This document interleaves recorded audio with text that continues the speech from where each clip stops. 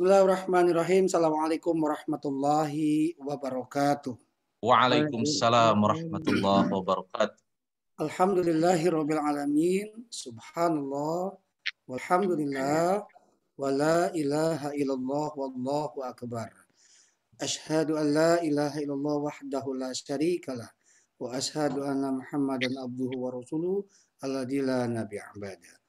Allahumma sholli ala Muhammad wa ala alihi wa sahbihi ajmain wa man tabi'ahum ila yaumidin. Ibu bapak yang dirahmati Allah subhanahu wa ta'ala, segala puji hanyalah milik Allah. Semoga Allah melimpahkan nikmatnya beribadah ketika diberikan hidayah dan taufik. Dan semoga Allah menghadirkan kenikmatan itu kepada kita, kepada hati kita. Sehingga kita mampu untuk senantiasa lebih dekat dengan Allah subhanahu wa ta'ala. Tentunya dengan amal-amalan yang terbaik. Salawat serta salam semoga tercurah kepada junjungan kita Nabi besar Muhammad Sallallahu Alaihi Wasallam. Semoga terlimpah kepada keluarga, kerabatnya, para sahabat, para tabiin, wa tabiut tabiinnya, dan semoga terlimpah pula syafaat kepada kita dari Rasul dan dicatat oleh Allah sebagai umat Rasulullah Sallallahu Alaihi Wasallam. Dan semoga kepada ibu dan bapak yang hadir di ruang maya ini, baik yang tidak, semoga juga Allah melimpahkan nikmat sehat beribadah. Ibu bapak yang dirahmati Allah, kajian di pagi hari ini akan membahas tentang ibadah harta. Tentunya kaitan dengan zakat, wakaf, sedekah, infak, apa saja yang kaitan dengan harta. Insya Allah akan disampaikan oleh Ustadz Nail, tapi sebelumnya mari kita dengarkan wejangan dari bunda kita, Bunda Ibu Hajah Fatimah Apalpo atau Ibu Empet. Assalamualaikum Bunda. Waalaikumsalam warahmatullahi wabarakatuh. Sehat. Sehat Bun? Alhamdulillah. Harus sehat kan mau ke sini Red. Ya boleh. Wallahu mangga Bunda. Bismillahirrahmanirrahim. Assalamualaikum warahmatullahi wabarakatuh. Waalaikumsalam. Pak Rustam, Pak Ustadz Nail, Pak Mu, Kang Dea yang pagi hari ini memfasilitasi untuk ibadah-ibadah kita. Saya sampaikan kepada ibu-ibu dan bapak-bapak yang hadir pada kesempatan ini, semua dikasih amanah dan titipan harta oleh Allah. Marilah kita dikelola dengan sebaik-baiknya karena kelak akan dihisab di akhirat dari mana mendapatkannya, kemana disalurkannya, supaya kita mendapatkan jalan yang betul-betul dikemanakan harta yang dititipkan oleh Allah. Perlu diketahui tidak akan dibawa pulang, bahwa semuanya dititipkan ke yang benar supaya nanti ngocor apa ngalir kepada kita masing-masing. Itulah barangkali saya hanya menitipkan amanat kepada semuanya dan untuk diri saya sendiri juga. Dan mudah-mudahan kita kalau dapat amanah dari Allah, kita mensyukuri nikmatnya. Bagaimanapun juga kita laksanakan baik-baiknya sesuai dengan syariat agama Islam. Assalamualaikum warahmatullahi wabarakatuh. Waalaikumsalam warahmatullahi wabarakatuh. Nuhun Bunda. Terima kasih Bunda Empet sudah menyampaikan wejangan kaitannya dengan.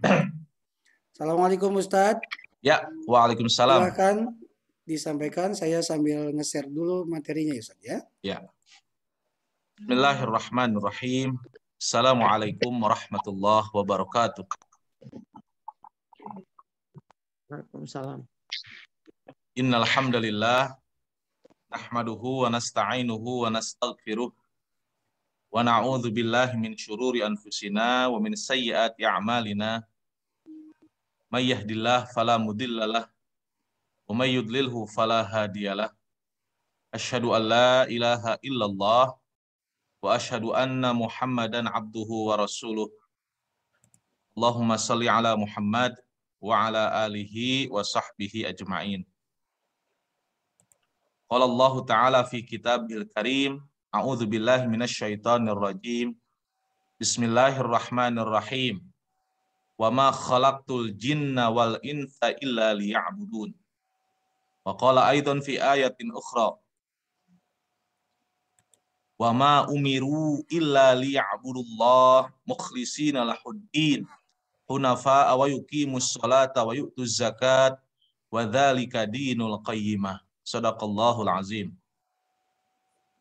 Yang kami hormati guru-guru kami, mentor-mentor kami, Pak Haji Rustam, Bunda Empet, Pak Haji Emuh, Kang Dea, kru dari Khalifah, dan tentu saja bapak-bapak, ibu-ibu, jamaah di subuh pagi ini, alhamdulillah kita masih diberikan kesehatan, kesempatan, dan tentu saja kemauan untuk bisa mengikuti kajian. Ya. Mudah-mudahan keberkahan, kesehatan nantiasa Allah berikan kepada semua ahlu ilmu, semua yang mencintai tentang keilmuan, dalam hal ini ilmu agama. Bapak-bapak, ibu-ibu yang dirahmati Allah Subhanahu wa taala, ingin saya sampaikan bahwa ibadah itu merupakan salah satu tujuan penciptaan manusia. Wa ma khalaqtul jinna wal insa illa liya'budun. Tidak semata-mata aku menciptakan jin dan manusia kecuali mereka untuk beribadah. Ibadah itu merupakan salah satu tujuan penciptaan makhluk, khususnya manusia. Untuk merealisasikan tujuan tersebut, diutuslah para rasul dan kitab-kitab yang diturunkan. Orang-orang yang betul beriman kepada Allah tentu akan berlomba-lomba dalam beribadah. Nah, dalam kesempatan ini, izinkan saya sedikit menyampaikan tentang ibadah harta. Next, Pak Mu.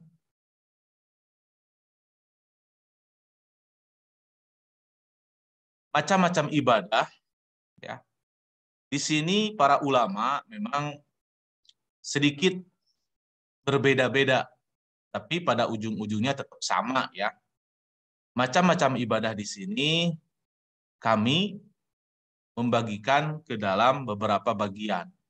Yang pertama adalah ibadah badaniyah, ibadah yang berurusan dengan fisik, ibadah yang berurusan dengan badan. Apa contohnya? Seperti kita sedang sholat. Dari mulai takbiratul ihram, kita menggerakkan tangan, ya, sujud, ruku, i'tidal, sampai gerakan assalamualaikum. Ini adalah ibadah yang berhubungan dengan fisik alias badan kita. Yang kedua adalah ibadah maliyah. Ibadah yang terkait dengan harta, ya. Seperti mengeluarkan zakat, sedekah, fidyah, dan yang lainnya. Ini urusannya dengan ibadah harta atau ibadah mal. Kemudian yang ketiga, kita membagi ibadah ini adalah ibadah badaniyah sekaligus ibadah maliyah. Ya, ibadah yang terkait antara badan tapi juga harus berhubungan dengan harta. Apa contohnya? Haji dan juga umroh. Haji dan juga umroh. Badan kita harus sehat, harus mampu, harus bergerak, ya. Di sisi lain juga kita perlu biaya. Ini yang disebut gabungan antara badaniyah dan maliyah. Dan yang keempat, ya, menurut kami ada yang disebut ibadah tarkiyah. Ya, tarkiyah itu dari taroka yatruku, ya. Artinya ada sesuatu yang kita tinggalkan. Ada sesuatu yang kita tahan, seperti menahan makan, menahan minum. Apa itu? Seperti ibadah saum, ya. Ini disebut ibadah tarkiyah. Next, Pak Mu. Bapak-bapak, ibu-ibu yang dirahmati Allah Subhanahu wa taala, apa sih urgensi daripada ibadah harta? Jadi perlu kami ketahui, kita lebih cenderung yang akan kita kaji, yang akan kita share, berbicara tentang ibadah harta. Urgensinya apa sih? Ya. Yang pertama ini adalah perintah ibadah harta selalu beriringan dengan perintah sholat. Ya. Wa ma umiru illa liya'budullah. Ya, tidak semata-mata aku perintahkan kepada Allah mukhlishina lahuddin. Kita harus dalam keadaan ikhlas, dalam keadaan mukhlis, dalam keadaan bersih. ya. Hunafa, ya, dengan hanif, ya, sesuai dengan aturan-aturan keislaman, hanif, ya. Wa yuqimus shalah wa yu'tuz zakah. Wa dzalika dinul qayyimah. Jadi yang disebut dengan agama yang memiliki kualitas, yang disebut dengan orang yang beragama dengan sesungguh-sungguhnya, dinul qayyimah, yang senantiasa beriringan antara ibadah fisik dengan ibadah harta. Ya. Senantiasa beriringan ketika aqimis shalah wa atuz zakat. Laksanakan, dirikan sholat dan tunaikan zakat. Ini sebuah yang harus kita garis bawahi, ya. Urgensi yang kedua, ini adalah realisasi daripada rukun. Ya, ini ibadah zakat, ya, itu termasuk ke dalam bagian daripada arkanul Islam. Kita ketahui rukun Islam itu ada berapa, Bapak dan Ibu? Kita sepakat, ya, bunyal Islamu ala khamsin. Ini hadis sahih muttafaqun alaih. Islam dibangun oleh 5 arkan, 5 rukun, 5 dasar, 5 pondasi. Syahadat, salat, zakat, puasa, dan al-hajj. Realisasi daripada ibadah zakat itu sebagai bagian dari komitmen kita untuk istiqomah dalam melaksanakan ajaran agama Islam. Yang ketiga, ibadah harta ini urgensinya adalah sebagai media taqarrub. Dari qarraba yuqarribu, ya. Media untuk mendekatkan diri kepada Allah Subhanahu wa taala. Ya, salah satunya kita ambil contoh. Tujuan Bapak dan Ibu, ya, daftar haji, daftar umroh, kemudian berangkat ke tanah suci, berangkat ke Madinah dan kota Mekah, tiada lain tiada bukan itu untuk bertaqarrub, untuk mendekatkan diri kepada Allah Subhanahu wa taala. Kemudian kita setiap tahunnya mengeluarkan zakat fitrah. Kita setiap tahunnya atau setiap bulannya mengeluarkan zakat harta. Tiada lain tiada bukan, ya, kita ingin merasakan bagaimana kondisi saudara-saudara kita yang belum, ya, dicukupkan dari sisi harta oleh Allah Subhanahu wa taala. Ini ada media taqarrub, ya, supaya kita lebih dekat lagi kepada Allah Subhanahu wa taala. Dalam sebuah hadis dikatakan kalau kita ingin lebih dekat kepada Allah, maka dekatilah orang-orang miskin. Ya. Sekali lagi, kalau kita ingin lebih dekat lagi kepada Allah, maka kita dekatilah orang-orang miskin, kita bina dia, kita jaga dia, dan kemudian kita berusaha untuk membuat mereka nyaman, maka insya Allah Allah pun akan dekat dengan kita. Selanjutnya, Bapak-bapak dan Ibu-ibu, urgensi daripada ibadah harta adalah harta yang tidak dikeluarkan zakatnya disebut sebagai harta yang kotor. Ini surat At-Taubah 103.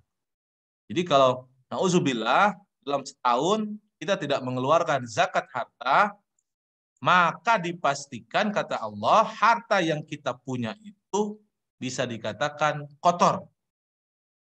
Karena ada sebagian harta dari yang kita punya yang belum dikeluarkan kepada yang berhak.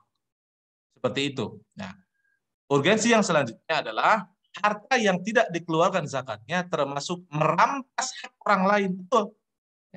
Karena ada hak orang lain di dalam harta kita. Ini sama dengan merampas. Merampas jatahnya orang lain. Seperti itu kira-kira. Ya. Next Pak Hadimu.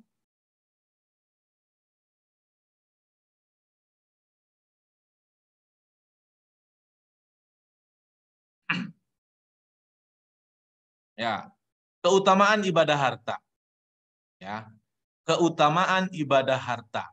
Yang pertama, insya Allah kita akan sepakat di sini bahwa setiap harta yang kita keluarkan memiliki fungsi ibadah. Fungsi ibadah ini sebagai apa? Sebagai bentuk ketaatan dan syukur. Tadi saya sampaikan, ya, wa ma umiru illa liya'budullah. Tidak semata-mata aku perintahkan kepada umatku kecuali untuk beribadah. Mukhlisin lahuddin, ya. Hunafa, ya. Supaya kita betul-betul menjadi orang yang mukhlis, ya, yang taat, ya, pada Allah Subhanahu wa taala. Dan itulah yang disebut sebagai dinul qayyimah, memiliki agama yang betul-betul bermakna, memiliki agama yang betul-betul berfungsi. Ya. Nah, salah satunya adalah sebagai bentuk ketaatan dan syukur kita kepada Allah. Keutamaan ibadah harta yang kedua adalah sebagai fungsi sosial. Ya, ketika di antara kita insya Allah taat dengan aturan mengeluarkan harta, sebagian harta kita, maka sesungguhnya di situ sudah melakukan proses yang disebut ukhuwah dan keseimbangan.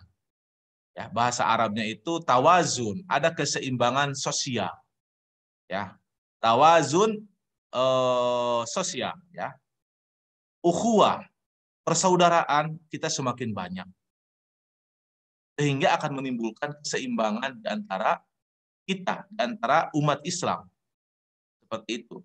Saya teringat dengan kisah Rasulullah Shallallahu Alaihi Wasallam.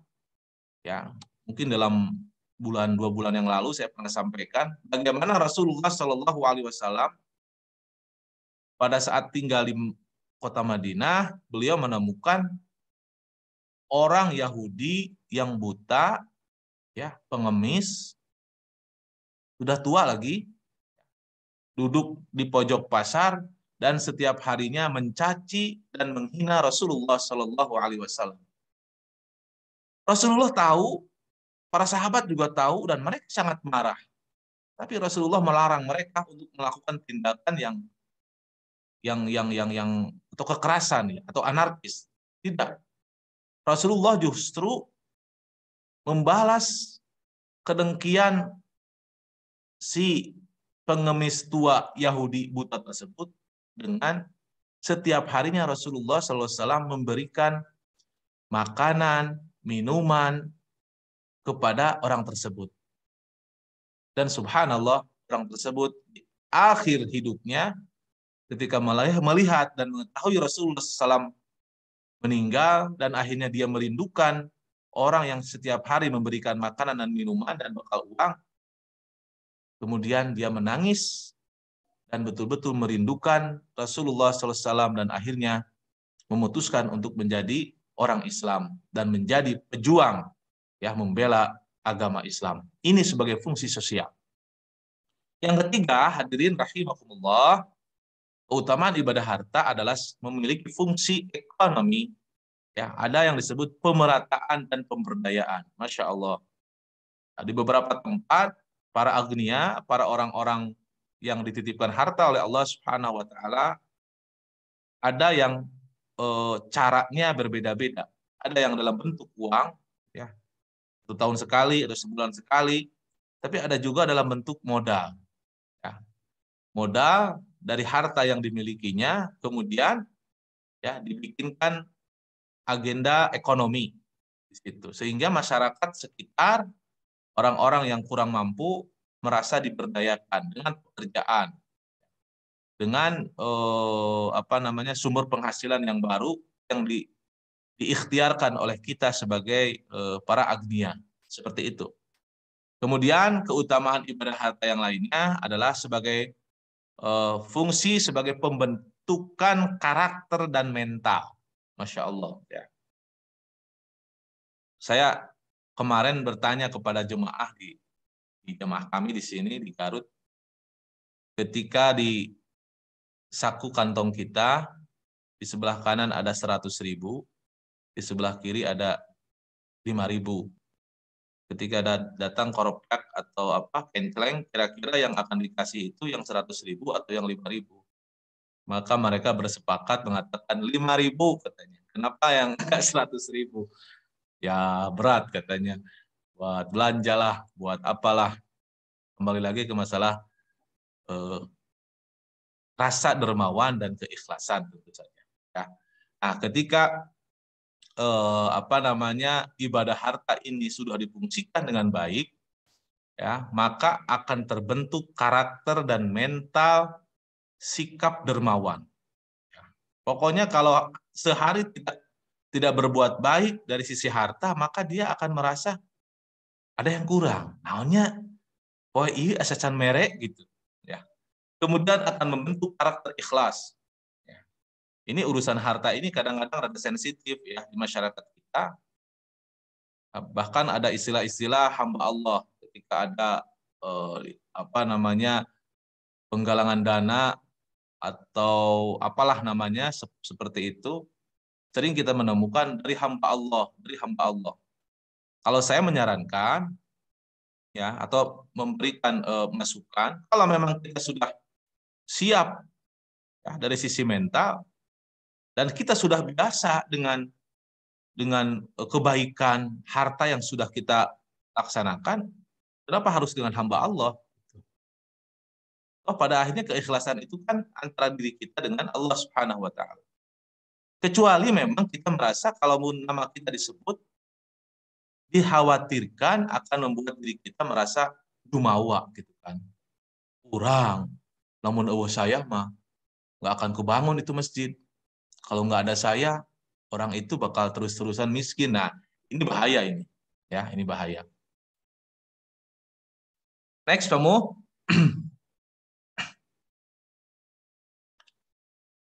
Macam-macam ibadah harta. Ini ada banyak sekali ya. Ada yang disebut zakat. Ada yang disebut sedekah infak. Ada yang disebut fidyah. Ada yang disebut udhiyah atau berkurban. Ada yang disebut akikah. Ada yang disebut al-hadyu. Ada yang disebut kifarah atau kafarah. Ada yang disebut dengan dam. Ya, ini dam, al-hadyu, ya itu urusannya berhubungan dengan haji dan umroh. Zakat, sedekah, infak kita sering mendengar ya. Udhiyah atau kurban juga setiap tahun kita laksanakan. Akikah juga rutin kita dengar untuk keluarga kita yang baru melahirkan atau baru dilahirkan. Fidyah itu ya seperti kita khusus untuk saudara-saudara kita yang lansia atau yang sakit yang tidak bisa melaksanakan ibadah saum, ya itu biasanya dengan fidyah bayarannya. Next kamu.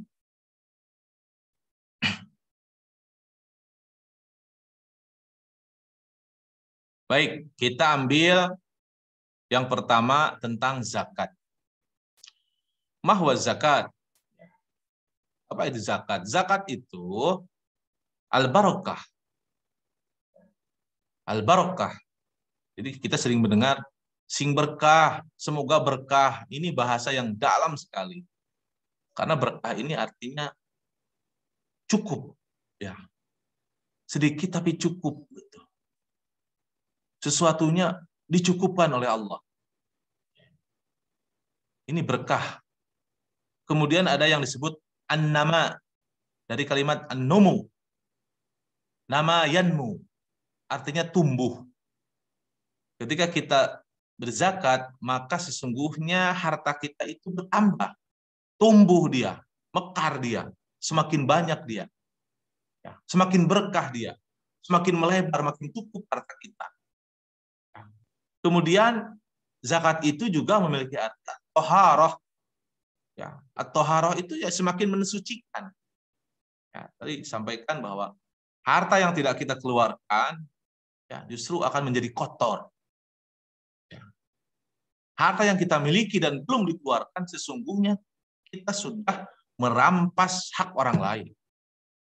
Ini dari kalimat toharoh, ya, suci. Bagaimana biar harta kita suci, biar harta kita bersih? Ya rutinkan. Ya, setahun sekali boleh, atau mau di sebulan sekali kan boleh. Ya, silakan, itu masalah teknis. Kemudian zakat juga memiliki arti sholah, ya artinya ya baik. Ya. Wasofatu syai artinya menambahkan sesuatu. Masya Allah, Bapak dan Ibu yang dirahmati Allah Subhanahu wa taala, sebetulnya zakat ini bagi yang sudah biasa ya sangat mudah. Saya sering menemukan jamaah ataupun orang-orang di sekitar kita yang memang rutinitas zakatnya itu luar biasa. Pengalaman spiritual saya waktu 2019 haji, saya bertemu dengan salah seorang jemaah yang usianya sama dengan saya di usia 40-an. Dia sudah punya usaha, Masya Allah, bagus lah pokoknya. Saya tanya, target antum, target kamu apa sih? Ya, setelah sekarang punya harta yang lebih dari cukup, punya usaha yang lebih dari cukup. Jawaban beliau, Pak Haji Mu, Masya Allah, Ustaz, target saya adalah setiap tahunnya zakat saya harus bertambah. Ini luar biasa. Muncul dari anak muda, pengusaha muda, tapi target dia, saya nggak menyangka jawaban dia seperti itu. Kalau orang lain mungkin kan target tahun depan apa sih? Usaha saya nambah cabang misalnya di mana? Usaha saya nambah cabang di mana? Kalau dia enggak, dia bahasanya lebih ke bahasa yang menenteramkan dan ya berkah namanya itu. Pokoknya setiap tahunnya zakat saya semakin bertambah. Next, Pak Mo, atau sudah di sini? Masih ada? Oh, baik.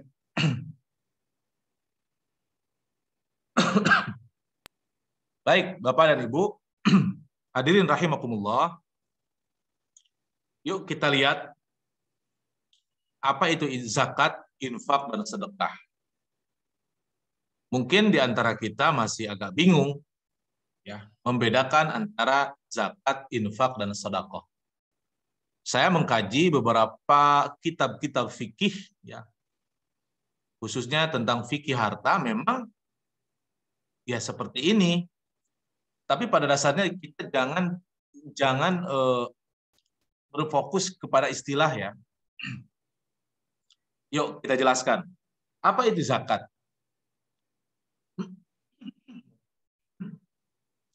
Zakat itu adalah kewajiban atas harta atau kewajiban atas sejumlah harta tertentu untuk kelompok tertentu dalam waktu tertentu.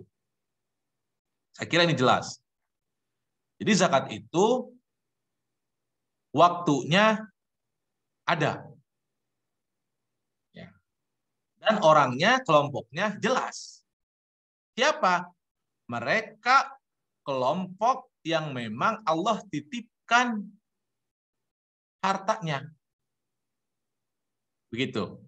Ada harta yang mereka miliki. Yang kedua, waktunya. Ada zakat tahunan, ya, zakat harta, itu jelas waktunya. Boleh juga zakat harta itu per bulan, boleh. Ada zakat fitrah, jelas waktunya, yaitu ketika menjelang ya, sholat Idul Fitr. Seperti itu zakat. Kewajiban atas harta atau kewajiban atas sejumlah harta tertentu untuk kelompok tertentu dalam waktu tertentu. Yang kedua, apa itu infak? Kita mengeluarkan harta yang mencakup zakat dan non-zakat. Ya. Yang kita keluarkan adalah harta bisa di dalamnya itu zakat dan juga non-zakat. Jadi kalau zakat aturannya sudah jelas, waktunya sudah jelas, ya. Kalau infak ini mengeluarkan harta yang mencakup zakat dan bisa non-zakat. Ya, ada non-zakat. Ada infak yang wajib dan ada infak yang sunnah. Infak wajib diantaranya zakat, kafarat, nazar, dan lain-lain. Ya, ini yang wajib. Jadi kalau udah urusannya dengan nazar, itu wajib. Ya. Misalnya, insya Allah kalau saya jadi CPNS misalnya, kalau saya diterima jadi CPNS, maka saya akan menazarkan gaji saya selama 2 bulan pertama untuk yatim piatu. Ternyata dia lolos CPNS, maka wajib bagi dia 2 bulan gaji itu harus diberikan kepada fakir miskin atau yatim piatu. Ini masuknya infak wajib. Seperti zakat juga, ini bagian dari infak yang wajib. Adapun infak sunnah diantaranya infak kepada fakir miskin, ya, sesama muslim, infak bencana alam. Kemarin kita, masya Allah, alhamdulillah, sudah menitipkan sebagian harta kita untuk saudara kita di Semeru, kemudian di Garut dan lain-lain, ya. Infak kemanusiaan seperti itu. Yang ketiga, ada istilah sedekah atau sodako. Dapat bermakna infak, zakat, dan kebaikan non materi ataupun non harta. Jadi sebetulnya 3 istilah ini kalau dihitung-hitung dan dicerna, pada dasarnya sih mirip-mirip. Ya. Cuman satu yang menjadi catatan, kalau zakat itu sifatnya wajib. Ya, asubaternya hon. Ya. Sifatnya wajib. Bapak. Bapak. Waktunya ditentukan. Kemudian kepada kelompok tertentu. Itu yang menjadi catatan saya.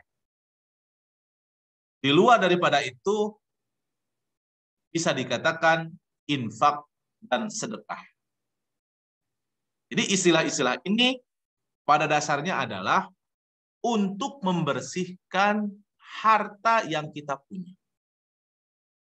3 istilah ini tujuannya yang tadi sudah disampaikan adalah salah satunya untuk supaya kita semakin dekat dengan Allah Subhanahu wa taala, bahwa semua yang kita miliki, jadi harta yang kita miliki itu ada sebagian daripada mereka, milik mereka yang membutuhkan.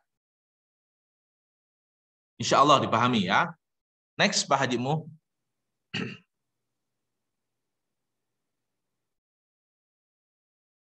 Nah, mana sih dalilnya bahwa zakat itu wajib? Ya, ini dalam surat At-Taubah ayat 3. A'udzubillahi minasyaitonirrajim. Bismillahirrahmanirrahim. Khud, ambillah. Cokot. Khud min amwalihim shadaqah. Ambillah zakat dari harta mereka. Apa fungsinya? Tutahhiruhum wa tuzakkihim biha. Wa shalla alaihim inna salataka sakana lahum wallahu sami'un alim. Guna untuk membersihkan dan menyucikan mereka. Dan berdoalah untuk mereka, sesungguhnya doamu itu menumbuhkan ketentraman jiwa. Sakana lahum, sakinah. Allah Maha mendengar lagi Maha mengetahui. Coba sedikit kita flashback ya. Beberapa saat yang lalu kita pernah atau sudah mengeluarkan zakat itu. Bagaimana rasa atau jiwa Bapak dan Ibu ketika sudah mengeluarkan kewajiban zakat? Saya yakin semua bersepakat bahwa jiwa itu akan semakin tentram, jiwa itu akan semakin sakinah. Karena kita sudah menunaikan kewajiban kita dan kita sudah membersihkan harta yang sebetulnya itu adalah titipan dari Allah Subhanahu wa taala, dan harta itu tidak akan pernah kita bawa kelak nanti sampai ke kubur. Maka dari itu, yuk bersama-sama di forum kajian Khalifah yang berbahagia ini, kita berusaha untuk melaksanakan kewajiban kita sebagai umat Islam, menunaikan rukun-rukun Islam yang 5 tadi, semampunya, sekemampuan kita, sampai akhirnya kita betul-betul menjadi hamba Allah yang taat, yang istiqomah dalam melaksanakan segala bentuk perintah Allah dan menjauhi larangan-larangan Allah Subhanahu wa taala. Terima kasih untuk bisa hadir dan menyimak kajian yang sangat singkat ini. Mangga Pak Mu. Baik Ustadz, terima kasih atas penyampaian materi tentang zakat. Ini suara saya jelas Ustadz? Jelas, jelas. Jelas ya? Ini saya ada kendala sedikit di sini. Mohon maaf kalau kurang maksimal penyampaian materinya ya. Baik, sebelum dilanjutkan Kang Dea, Assalamualaikum. Masih ada pertanyaan kah? Ada Pak Mu? Boleh dibacakan Kang Dea? Boleh. Namun sebelum pertanyaan barangkali ada yang mau disampaikan dulu Pak Mu? Boleh, bisa dibantu? Boleh sebentar ya. Oke. Oh, mungkin pertanyaan dulu ya Pak Mu? Boleh, silakan Kang Dea. Baik, ini ada pertanyaan dari Ibu Yuniarti ya. Masya Allah. Baik, mungkin barangkali nanti kalau ada kesalahan bisa dikoreksi ya Bu Yuniarti, bisa langsung. Bismillahirrahmanirrahim. Assalamualaikum, izin bertanya, zakat harta kota belum dikeluarkan. Jatah orang lain haji dan umroh mendekatkan ibadah kepada Allah, beribadah menjadi orang muslim, berfungsi menjadi ketaatan. Bagaimana solusinya ingin menjalin hubungan ukhuwah secara konvensional? Karena saya rasakan lebih dekat menjalin ukhuwah dengan orang lain daripada dengan keluarga. Barangkali itu pertanyaan dari Bu Yuniarti.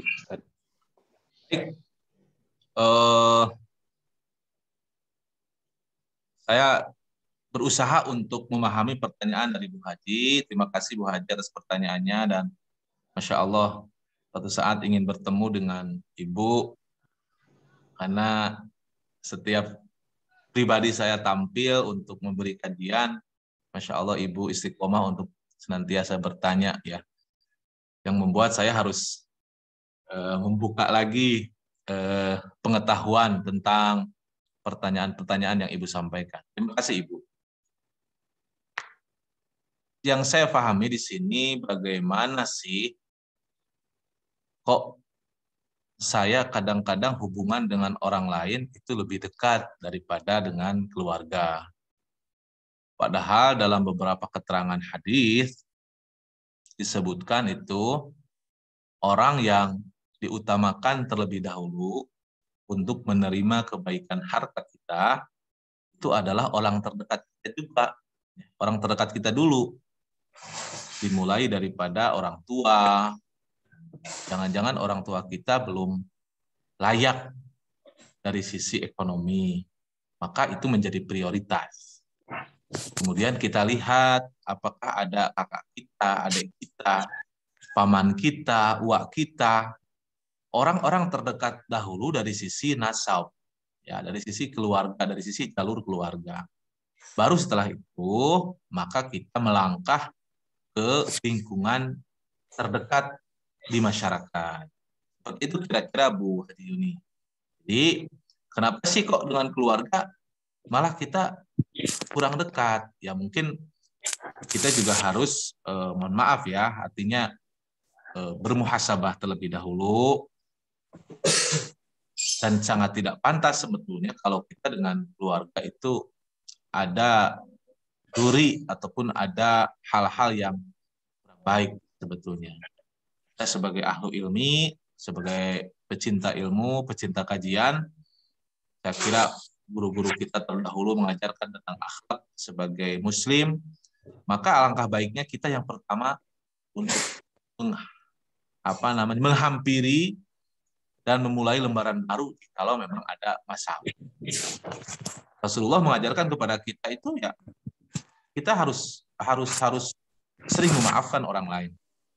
Kita harus menjadi pionir pemaaf. Kita harus menjadi pencetus kebaikan dimanapun kita berada. Itulah akhlak Rasulullah SAW. Tidak boleh justru masalah itu datangnya dari kita. Dengan zakat, infak dan sedekah, saya kira solusi itu bisa segera selesai. Mungkin ada ketidakadilan di sana, ya kita bisa sentuh mereka dengan zakat harta yang kita miliki, insya Allah. Ada lagi mungkin Pak Hajimu dari Ibu Yuniarti yang itu saja mungkin ya? Iya Pak Ustadz. Pak Ustadz, saya pengen bertanya, kalau misalkan kita mempunyai zakat, nah kan itu kan harus dibagikan kepada orang miskin. Nah, saya pernah di masjid, saya karena aktif ya Pak Ustadz di tempat kami. Nah, waktu itu yang kok udah dikasih kupon, malah yang orang yang ada yang kebanyakan yang ingin zakatnya, padahal kan itu sebetulnya harusnya ke fakir miskin dulu. Itu mestinya kita menyikapinya seperti itu. Bagaimana Pak Ustadz? Karena di masjid kami karena ada begitu, pernah masjid kami itu pintunya sampai rusak karena berebutan begitu Pak Ustadz. Jadi pembagiannya padahal kita sudah memberikan kupon. Baik. Pak Ustadz, ya kalau orang urusan yang gratis-gratis memang Bu, kadang-kadang lupa ya siapa identitas kita masing-masing. Ya, kita terbukti misalnya muncul di media pimpinan masyarakat masih menerima bantuan BLT, ya, dia tidak malu padahal sebetulnya dia sudah nggak pantas kan seperti itu. Tapi kalau urusan bantuan-bantuan gitu, saya kira semua orang itulah kepekaan sosialnya masih rendah.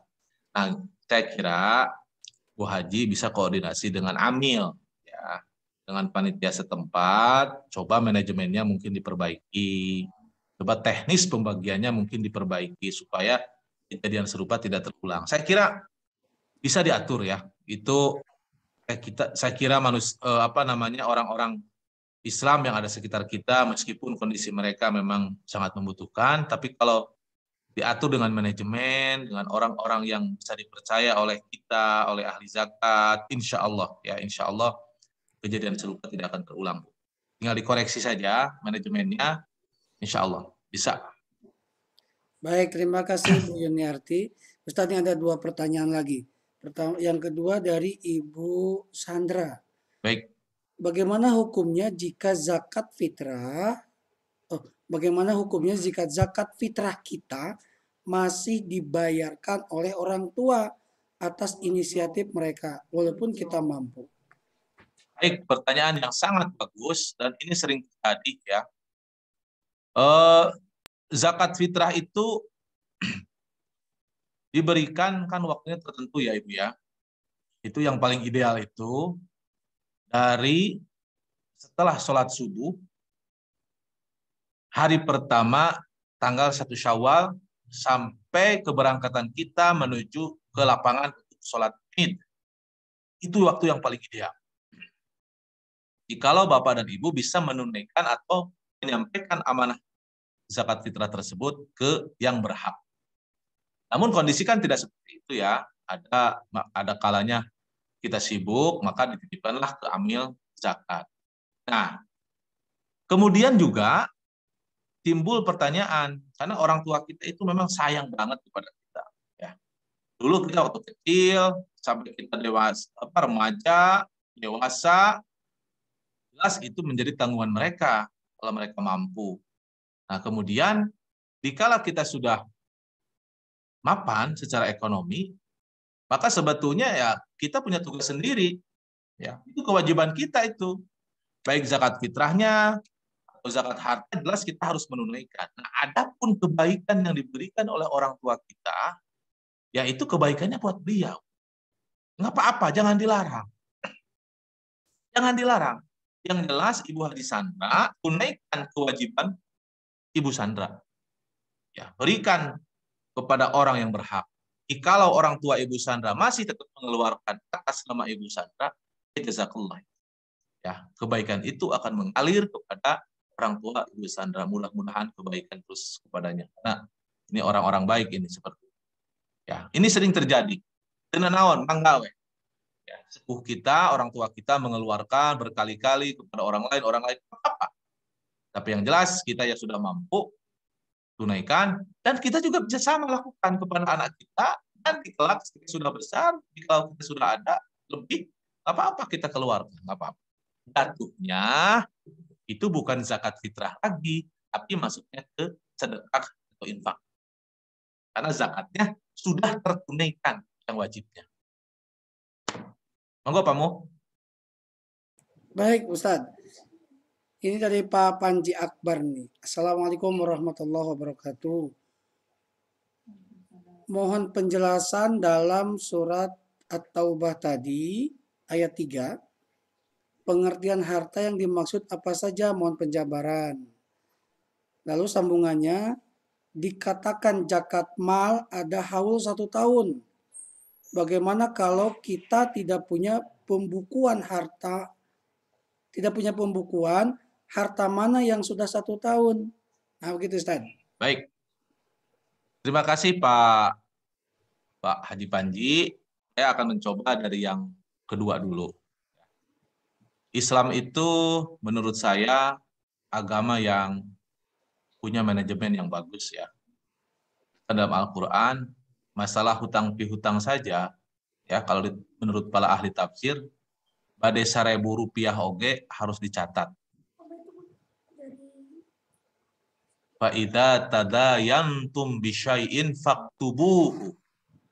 Dan jika di antara kalian ada urusan hutang piutang, kata ahli tafsir, rek 1.000, rek 2.000, faktubuhu, harus dicatat. Tanggalnya, apanya. Begitu juga kan dalam manajemen perusahaan yang besar ataupun yang kecil, saya kira tercatat seperti itu. Nah ini memang Islam mengajarkan. Alangkah baiknya Pak Panji dan keluarga insya Allah ke depan mungkin lebih tercatat lagi. Utamanya yang wajib. Jikalau berlebih, maka itu masuknya kepada infak dan sedekah. Alhamdulillah. Minimal yang wajibnya itu harus dicatat. Misalnya, mohon maaf, ada seseorang di sekitar saya. Dia pedagang. Masya Allah, cukuplah. Hasil berpuluh-puluh tahun. Bagaimana beliau mengeluarkan zakat? Caranya, karena takut ada harta wajibnya yang tidak tertunaikan, caranya ketika beliau belanja, ya, dari Tanah Abang atau dari Pasar Baru di Bandung, maka barang yang sudah beliau dapatkan, beliau baru belanja itu, langsung dicatat, langsung dikeluarkan zakat. Padahal barang itu belum dijual. Ya, seperti itu. Kalau yang sudah mapan secara alur keuangan yang sudah bagus, daripada nanti nunggu, misalnya baju ini sekian lusin laku, kain ini sekian ratus meter laku, tak tercatat. Untuk menghindari itu, awal beliau belanja pakaian, belanja sarung, belanja kerudung, berapa helai kah, berapa lusin kah, berapa kodikah, langsung yang wajibnya itu dicatat dan dikeluarkan. Seperti itu. Terus tadi dalam surat apa tadi Pak Mu? At-Taubah ayat? Surat At-Taubah ayat 3, harta apa saja Ustaz? Khud min amwalihim shadaqatan tutahhirukum wa tuzakkihim. Jelas tadi yang disampaikan oleh Allah dalam Al-Qur'an itu, ambillah dari hartamu ya uang atau dalam bentuk zakatnya untuk membersihkan hartamu seperti itu. Itu harta yang mana jelas tadi bisa masuknya kepada zakat, bisa masuknya kepada infak dan sedekah. Jadi hitungan sederhana saya, ketika yang wajib sudah ditunaikan, yakni zakat, berupa haul 1 tahun atau di 1 bulankan, maka itulah hitungan matematik ya. Ini saja. Kalau di 1 tahun kan jelas bakal lebih besar, tapi kalau di 1 bulan kan jelas bakal keuangan 1 bulan. Ketika kewajiban kita sudah selesai, maka Bapak Ibu masih senang memberi kepada orang lain, maka itu masuknya infak dan sedekah. Ya. Ada juga orang begini, ada harta dari saya zakat, ada sumbangan untuk panti asuhan, ada sumbangan untuk rehab masjid. Kita punya zakat di rumah masih ada 50 juta. Ya sudah bagi-bagi. Kita ada tetangga, anaknya SPP-nya belum dibayar. Sudah ambil berapa? Ketika itu sudah selesai, ya, Bapak masih senang mengeluarkan uang, maka itu hitungannya bisa infak ataupun bisa sedekah. Melebihi 2,5%, ya, dari situ maka hitungannya adalah infak dan sedekah. Sunnah. tapi sangat dianjurkan oleh Rasulullah Shallallahu Alaihi Wasallam. Saya kira cukup, Pak. Ya, ini pertanyaan terakhir, Ustaz, ya. Yap. Pertanyaan terakhir dari Ibu Hajah Dewi Mulyani nih. Izin bertanya, kalau zakat profesi aturannya dikeluarkan tiap bulan atau tiap tahun dan dihitung dari penghasilan bruto atau dihitung dari setelah dikurangi hutang dan kebutuhan primer? Baik. Dan zakat profesi, Ustaz. Baik. Sebetulnya ya, istilah zakat profesi muncul di tahun 90-an ke sini. Ada yang bilang zakat profesi, ada yang dibilang zakat mal. Itu sebetulnya sama-sama sajalah. Yang jelas bagi Bapak dan Ibu yang gajinya sudah jelas, setiap bulannya sudah bisa dihitung seperti pegawai negeri dan lain-lain, maka itu jelas. Itu gampang hitungnya. Ya. Betul, itu adalah zakat itu dikeluarkan setelah dikurangi kebutuhan primer, dikurangi oleh hutang, maka akan muncul berapa? Ambillah 2,5% dari brutonya. Begitu. Baru kita keluarkan. Seperti itu, Ibu. Jadi dikurangi dulu hutang, dikurangi kebutuhan primer, baru nanti ada sisa, ambil 2,5%. Insya Allah. Baik, Ustaz. Ini memang terkadang sebelum dipotong kalau zakat profesi, rekan saya tuh kemarin ada yang bertanya sebelum bulan-bulan ke belakang, Haji, kalau zakat profesi itu sudah dikurangi segala-galanya atau belum? Karena orang saya mau sudah dipotong dulu. Gak apa-apa. Ya. Dipotong usaha maksudnya Pak Mu? Ya sudah, artinya hutang. Iya, bukan di kantor itu sudah dipotong langsung. Ini untuk zakat, jadi dikumpulkan di dinas katanya. Iya nggak apa-apa, nggak apa-apa. Ada di Garut juga sama. Ada beberapa instansi, jadi diambil oleh sistem karena sudah disepakati. Bahkan ada yang dipaksa untuk keluar, masuk ke Baznas. Nah berarti sudah keluar dari kewajiban kita.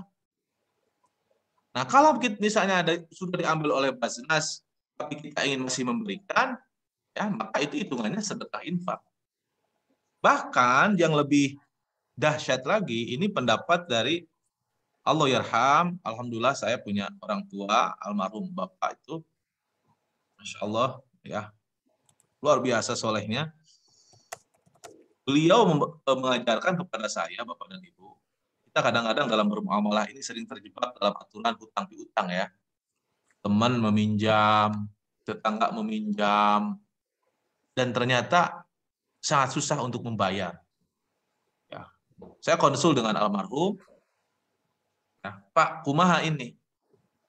Punya teman minjam, akunya sebulan, 2 bulan, ternyata yang 2 tahun can bayar. Banyaklah kasusnya kurang lebih seperti itu. Kata beliau, iya, ya, kalau memang susah diambil dan kamu membutuhkan itu, sudah, anggap saja hutang itu sebagai bagian dari zakat kamu. Misalnya saya harus mengeluarkan zakat setahun misalnya 2 juta. Ada hutang di orang udah 2 tahun nggak bayar-bayar dan tampaknya nggak akan bayar. Ya sudah, 1 juta itu berarti 2 juta itu dikurangi piutang saya 1 juta. Tinggal zakat kita 1 juta lagi untuk disalurkan kepada yang berhak. Ini pendapat almarhum ayah saya, Allahyarham. Karena itu ya uang kita. Nah, ketika nanti misalnya ahli warisnya membayar, nah ahli waris yang penghutang itu membayar kepada saya. Tuh, Ustadz Nail, bayar 1 juta. Kita terima, terserah. Apakah 1 juta ini mau kita ambil, atau mau diinfakkan lagi, atau disedekahkan lagi. Seperti itu, Bapak dan Ibu. Mohon maaf. Wallahu a'lam bishawab. Baik, Ustadz, ini pertanyaan sambungan dari Pak Haji Panji Akbar. Maksudnya jenis harta nih, apakah di surat Quran atau ayat 3 itu tentang uang, jenis hartanya, apakah perhiasan, rumah, atau apa saja yang dimaksud di Quran surat itu? Baik. Wah, jadi memanjang ini Pak Haji Panji. Ya, nggak apa-apa. Ini iya, nggak apa-apa. Jadi begini, Pak. Lewat 10 ya, Tad. Begini, Pak. Harta itu kan banyak ya, berupa perhiasan, berupa mobil, rumah, tanah, toko, uang. Itu semua harta kita, titipan harta kita. Kita bermuamalah dengan mereka itu tentu ada aturannya. Misalnya Pak Haji Panji baru menjual sebuah rumah, maka jelas di situ ada zakat.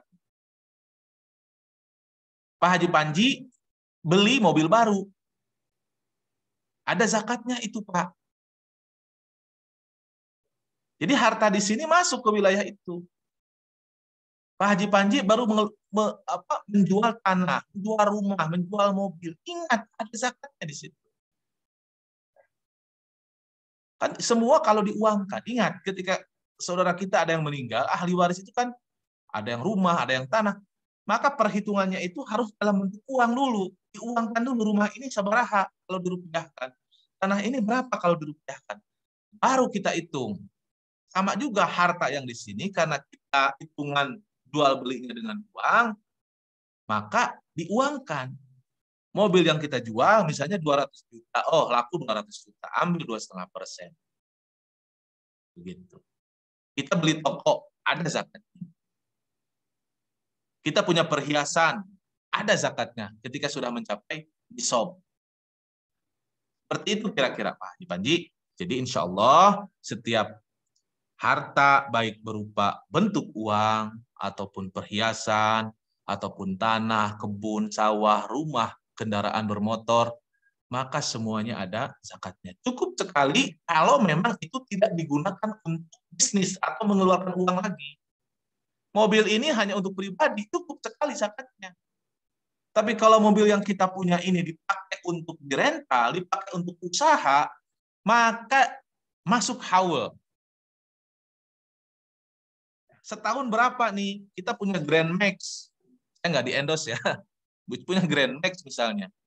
Dipakai tiap hari ke pasar pasar induk, ngangkut beras tiap hari dihitung, Pak.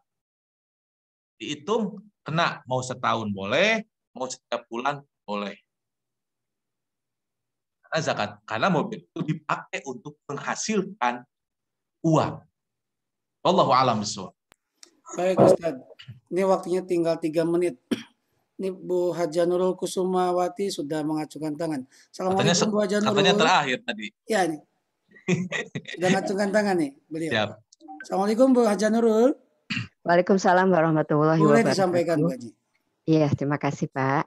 Assalamualaikum warahmatullahi wabarakatuh Pak Ustadz. Assalamualaikum warahmatullahi wabarakatuh. Saya tadi belum jelas untuk zakat profesi ya.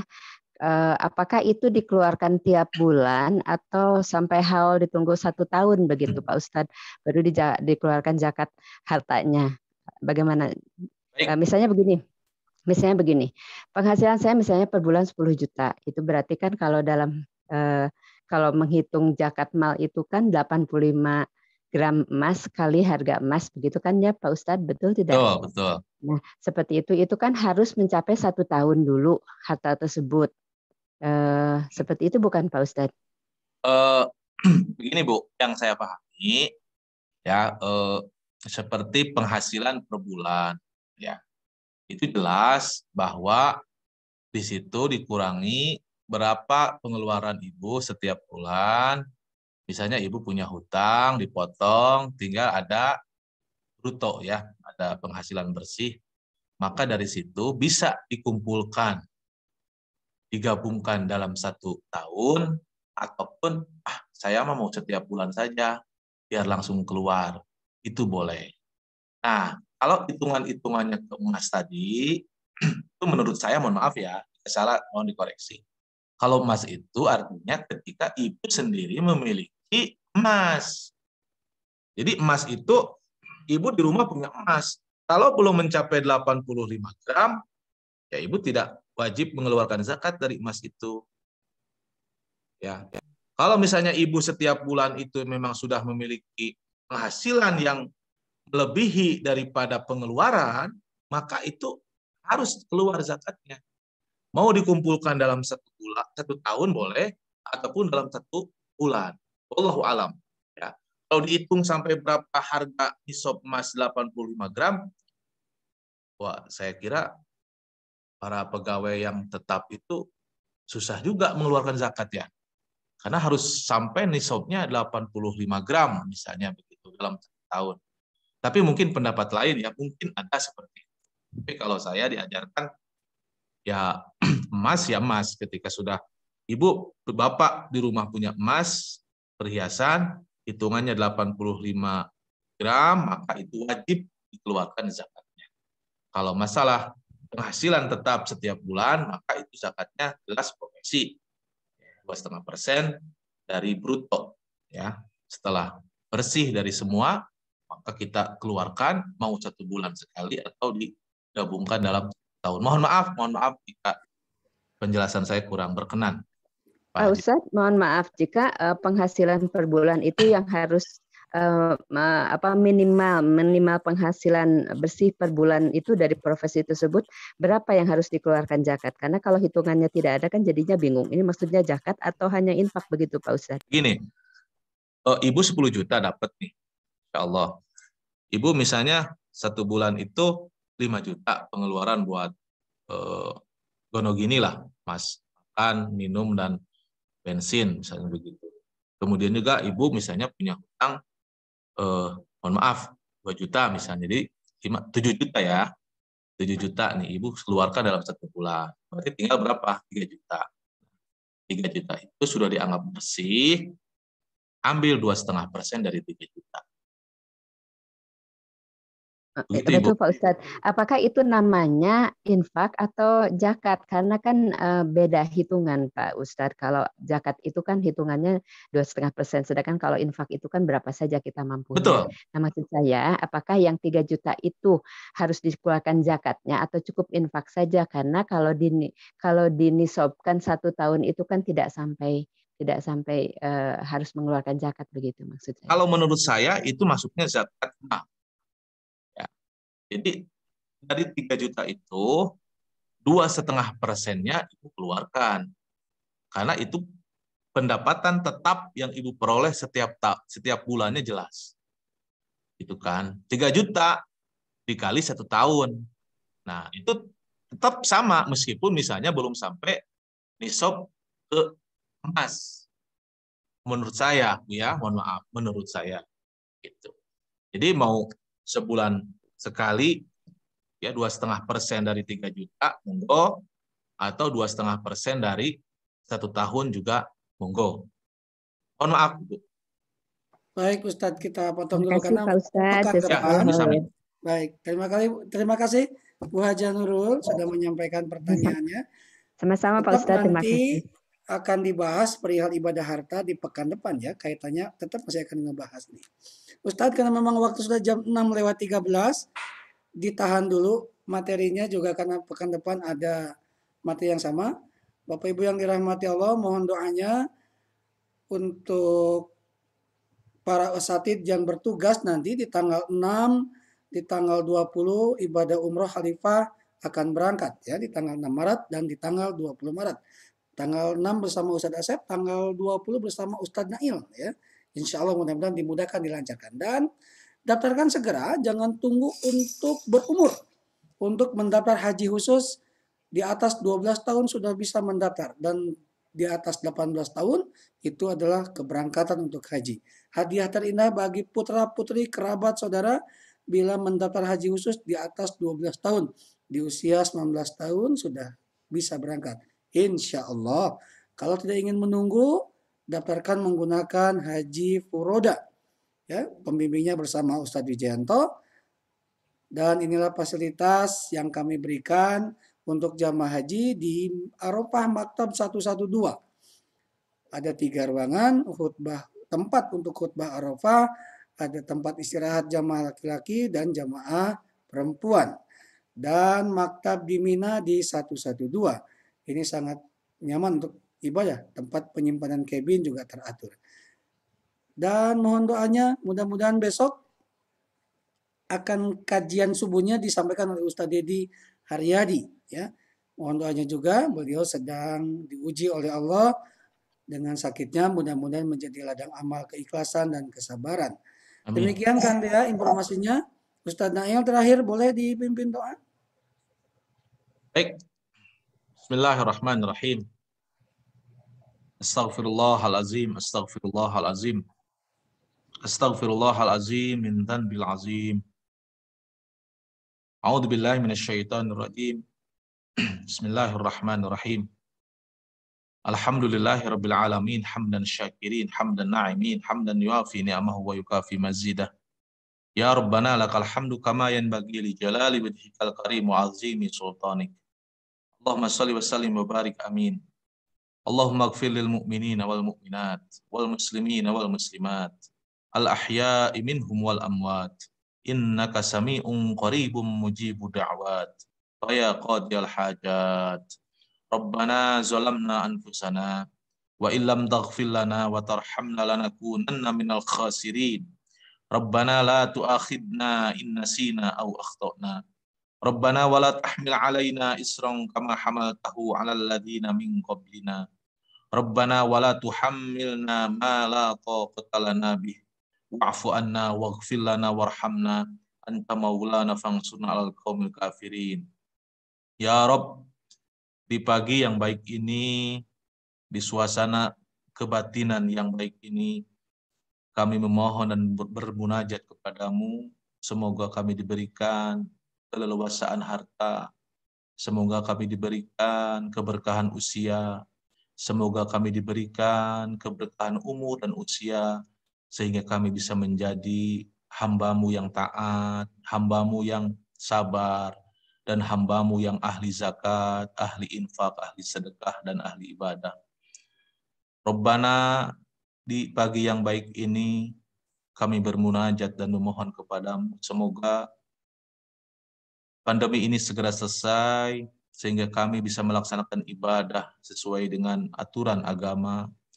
Kami rindu rumah-Mu, kami rindu rumah-Mu, ya Rabb. Kami ingin segera kembali ke tanah haram, untuk beribadah, mendekatkan diri kepadamu, ya Rabb. Rabbana atina fid dunya hasanah, wa fil akhirati hasanah, wa qina adzabannar. Nasrun minallah wa fathun qarib, basyiril mu'minin. Assalamualaikum warahmatullahi wabarakatuh. Waalaikumsalam warahmatullahi wabarakatuh. Terima kasih jazakallah khair Ustaz Nail sudah menyampaikan ilmunya. Insya Allah pekan depan tetap akan membahas tentang Bentar Pak Haji Muh. ya. Siap. Haji Muh. Ya. Kemarin zuhur Pak Haji Muh Ghazali memberikan tausiah. Oh, nanti di kita depan bahas santri setelah ini. kajian ini, Ustaz. Ya, ini masalah maaf di pondok Ya. pesantren. Baik, terima kasih para Iya. guru-guru yang sudah hadir, Bunda Ampet, Pak Haji Rustam Sumarna, juga rekan-rekan lain yang bertugas di pagi hari ini, Kang Dea, dan mudah-mudahan sehat semua. Kita tutup ucapan hamdalah dan doa kifaratul majelis. Alhamdulillahirrahmanirrahim. Subhanaka Allahumma wa bihamdika asyhadu an la ilaha illa anta astaghfiruka wa atubu ilaik. Saya yang bertugas mohon undur diri. Wassalamualaikum warahmatullahi wabarakatuh. Waalaikumsalam.